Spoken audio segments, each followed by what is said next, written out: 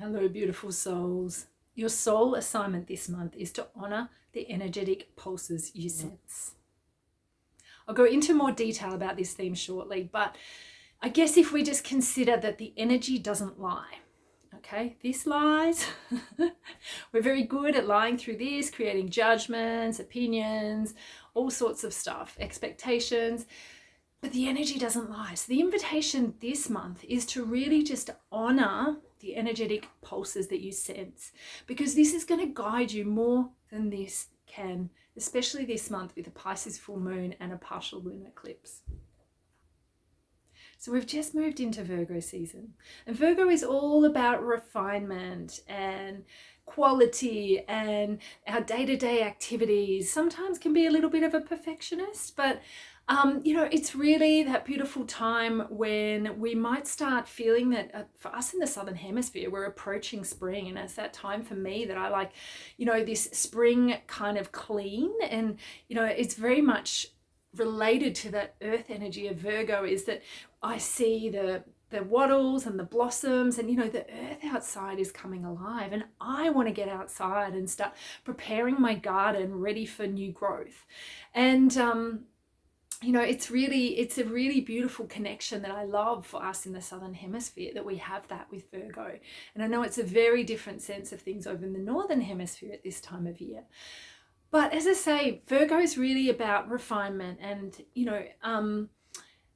what we do in our day-to-day activities that creates our foundation. And this month, around the end of August, 28th, 27th, 28th, we have the full moon in Pisces.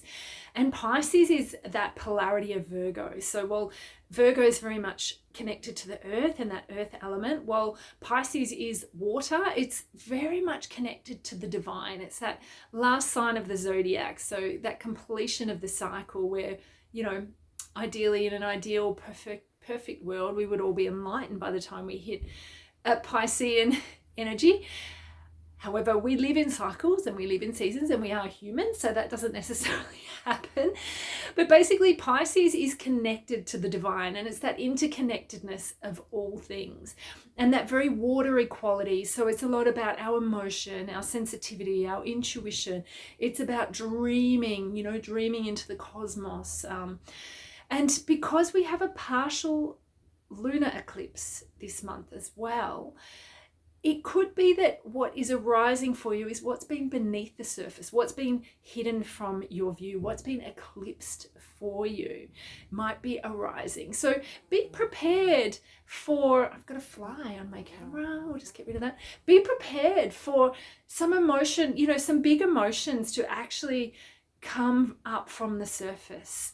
And we also have a very potent square in Uranus, with Uranus. And so Uranus is the great disruptor. It's the liberator. And basically Uranus can come along and push you out of your comfort zone, or push you in a direction that you've been trying to go, but perhaps you haven't been able to make that change. And especially when we talk about the Virgo qualities, Virgo, earth, actually, well, it can be quite mutable. And actually, when we have the earth, it still wants that stability, that security. So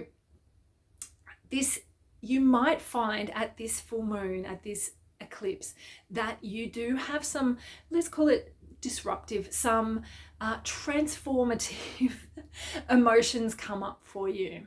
But whatever happens, whatever's coming up for you, just trust the chaos, trust the emotions. This is where honoring those energetic impulses is really important, because if we consider on an emotional level that if something is arising for you, it's arising for a reason. It either wants to pass through you, it might be something that you've suppressed or resisted for a long time, and it simply needs to move through you, kind of like a good vomit. Don't you feel better afterwards? And it's like, so just trust what's happening. Try and be okay with the chaos, and maybe even try and get out of the mind and the judgment of it being chaos. Maybe this is about reshaping some of your perceptions around what's happening or around your emotions this month. And I also like to kind of draw on, the Chinese medicine theme of water. And in Chinese medicine, like water. The water elements are kidneys and bladder, and basically it's all around our fear and anxiety, and that only arises because of the unknown. And it's like, if you were to imagine that there's a big body of water, say a giant pond or pool, and it might be a bit murky on the surface, and I say dive in there, how are you going to feel about it? Chances are, if you can't see the bottom, that there's going to be a little bit of fear arise up for you, around your survival, around the possibility of what lurks beneath. And I guess this is what happens when we face the unknown. And sometimes this is what happens with our emotions, that we try and keep them below the surface so that we don't have to feel them, because feeling them can be quite uncomfortable. Or this is this human thing that we do, is judging them as uncomfortable. And in reality, all they need to do is move through us, because often it's actually our resistance to and our suppression of our emotions that actually causes our pain, not the emotion itself. We've got this fly back. Trying to bring in some kind of air energy. Well, I guess the air energy in this whole theme though is around Aquarius, because at the end of July, we had the nodes shift, the nodes of fate. And they're not planets as such, they're kind of points on the elliptic path. And the elliptic path is the pathway that the sun and the moon take. And basically, when they cross over, is where they're known as, the nodes of fate. And so the north node is as the moon is rising up and where they hit, and the south node is as the moon is rising down to the south and where they cross. And so at the end of July, we actually the nodes moved into Leo in the south node and Aquarius in the north node. And I really recommend, if you want to know a little bit more depth about that, go to my last video, because I talk a lot about the Leo and Aquarius qualities, and also really the themes. I'll touch on it briefly, but it's only 15 minutes. Go check it out. There's a little tool in there that can support you with stepping into your power, reclaiming your power. But Leo is the south node in Leo, and Leo is really was related to our ego. So I feel like the themes, like the eclipse that we had 2 weeks ago, was actually a total solar eclipse in Leo. So it might have highlighted how you utilize power or don't utilize power, how you suppress your power, how you dampen your power, or where you need to reclaim your power. It might have highlighted those themes for you at the last eclipse. And new moons, which was 2 weeks ago, is all about new beginnings. Like it's the start of a cycle. However, we've got the south node in Leo, so it's also about what we're letting go of. So you might have had a rise and witnessed what's actually playing out for you that's blocking you being in your heart. And it was kind of like a new phase opening around that. And this particular eclipse, as I say, this is the partial lunar eclipse, and it's actually, the north node is in Aquarius. And so Aquarius themes is really about the collective. It's about, very humanitarian, very much like what we can do for the greater good. So it's almost like that polarity of the Leo is needs of one versus the needs of many. And as we're moving into the north node for the next 18 months in Aquarius, it's this collective theme. What the whole of society is working towards is actually, how do we enliven, what do we need to do to really take into account the needs of the whole of society, of the collective, of the community, versus the needs and the power of just one or two. And we're already seeing this play out on the bigger stage. So pay attention to what's happening at this full moon, because it's likely to highlight for you where growth is required. And it's a full moon, so it represents a completion. However, it's in the north node, so it also represents like what needs to be completed, or what is closing out for you, what old cycle is ending, so that you can move more towards this collective theme of those qualities of Aquarius. So that collective theme of, perhaps building a new foundation with other people, you know, around how you live your life, more community minded, or the tribe that you share your days with. So just notice what's arising, and as I say, trust the chaos, trust any of it, and on that deeper level, really honor those energetic pulses that you're sensing. So let's go into that in a little more detail. So when I say energetic pulses, I mean, this can come in on many levels. So it can come in on an emotional level. So to really honor the energy of emotion that's moving through you, let it flow, let it arise, let it be an indicator to you of the truth that you need to understand. Like, remember, maybe this is a little affirmation you could give to yourself, that it is safe to feel. Remember, it's our mind, it's our judgment, it's our resistance that comes from here that makes it feel unsafe to feel. It's not the emotion itself. So let it arise, let it flow through. Work with that quality of water, and, you know, like, allow yourself to flow in the rapids, to just surrender and allow the emotional pulses to flow through you, and take heed to the wisdom that they're actually guiding you towards.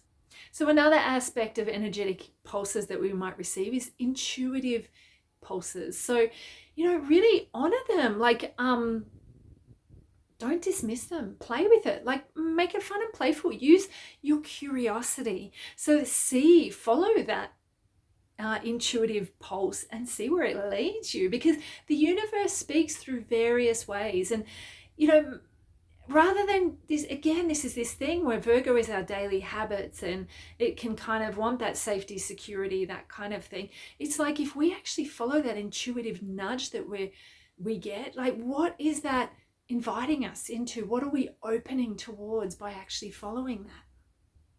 So another energetic pulse that you may receive is sort of just that general felt sense. So it's different to intuition, different to our emotions. It's like a body wisdom. It's like an expansiveness towards something and a contraction towards something else. So really honoring that. You know, maybe there's someone that you have habitually had in your life and been catching up with, but when you're with them, you're in contraction. Like, honor these energetic pulses. This is your body guiding you. This is much more wise than the mind that is, you know, doing all these things to protect you, or has been doing all these things. I feel like this is part of this cycle right now, and part of this eclipse is actually about disrupting our old habits and behaviors, and helping us recognize that it actually is safe to step into the unknown. It is safe to honor these energetic pulses. It is safe to feel. It is safe to say, actually, I don't feel like that right now. You know, we need to remember that we're not obliged to anything. Like, to truly live a life that is authentic and true and right for you, where you thrive, these are the pulses that we need to really start honoring. And I guess another energetic pulse to just witness is how you use your time. So it is like the habits, the mini rituals, the ways in which you use your time. And maybe there's a little call. It's a little bit like, you know, the expansion contraction. It's a little bit like the intuitive nudge, but it's like, maybe one day an energetic pulse for you is just giving you a nudge in a different direction, not in that old habit. I invite you again to follow that and just see what happens, to really honor that, you know, really tap into that Piscean connection to the divine, while staying grounded. You know, I think it's really important that we need to, when we notice the emotions arising or any of these things, is pause, take a breath, ground, you know, maybe feel your belly, feel your heart, and just take a couple of breaths, become present. And then your connection to that pulse will be clearer, because you're not having various other, you know, fear pulses, the adrenaline surge through your body. You're actually coming from a really grounded, stable foundation, and it means that you can act as an antenna to receive those energetic pulses more clearly. So I really invite you to listen and to be open to these energetic pulses, because I guess if you're really honest with yourself, like, what have you been yearning for? What have you been longing for? What have you been calling in? And I'm not just talking in this moment, this month, I'm talking in the last year or years, you know, and can you see how the universe is actually providing you with a pathway to make that a reality?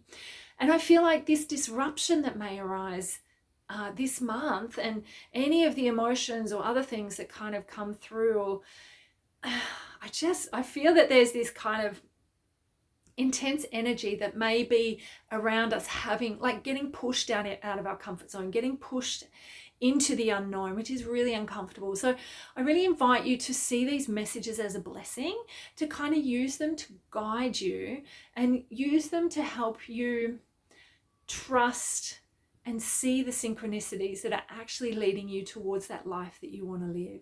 You know, rather than getting overwhelmed by them or trying to suppress the emotions as they arise even more, but to actually really honor those pulses and see them as pulses, see it as energy. Recognize that we are energetic beings. And when we suppress our emotions, you know, they are energy as well, but we're actually really making them get stuck. So it creates stuck energy in our body. And so the invitation is to let it flow this month. Stay grounded, let it flow. And I'm going to give you a little practice that'll support this. So the practice I've got for you this month, we're going to work with 2 acupoints on the governing vessel, the governing meridian. And it runs from the base of the spine, so in between your butt cheeks, and it runs along the spine, up the back and over the head, the center of the head, and to here and inside the mouth. And it really relates to the creative masculine force. And I see it as that divine spark. It's like we have the central vessel, which is the feminine one that runs up the front here, and we're working with the masculine one. And it's kind of like these two forces, the yin and the yang, come together to create everything. And so we're being called this month to actually work with the yang creative force. And this is to help you to put into place the changes that are being called of you. And I guess with so much emotion and watery stuff that may be arising for you, it's very feminine, very yin, and we can get stuck in that. And we don't want you to drown in the waters, drown in the emotions. So the points that we're going to work with are actually going to support basically moving the energy through this meridian, but actually opening you up to the divine. So opening you up to divine guidance and allowing you in this physical body to really allow that creative force to flow through you. So the first point is basically, if we find our belly button and we trace our belly button around behind us, so onto your spine. So basically you want to go to the place of your belly button, but all the way around on your spine, and touch the vertebra there. And just take hold of that for a moment. You know, let's just ground, take a few deep breaths. Feel where your connection to the earth is. And just feeling that connection to that point that you're holding there, basically directly behind the belly button. So this point really supports the movement of change, like you moving in the direction of the change that you wish to go. And it comes from that place of moving in the direction of where your soul is calling you to go. And I love the combination of these 2 points. The other one we're going to work with is basically, if you were to come to that natural hairline, if you've got hair, so the natural hairline where that would sit, just the top of the forehead, and also on the very crown of the head, sort of halfway in between. Okay, so basically between there and there, you're going to go halfway in between. And this particular point is said to be like, I love it, they describe it as a skylight to the divine. So it actually allows the divine to flow through this point and into you. And it's sort of like where it opens the window for your soul to connect with the divine. So as you hold these 2 points, let's focus on this one down at the base of your spine, and knowing that this is, I guess it is the point that allows the energy to move upwards. It allows that spark to move through your being, through your physical body. And just noticing, feeling, seeing, sensing, or just imagining a sense of some kind of creative pulse, an energetic pulse, just like on theme with this month. Just allow that energetic pulse to flow up your spine and towards this point on your head. And just see if you can feel that energy rising and notice what happens in your body.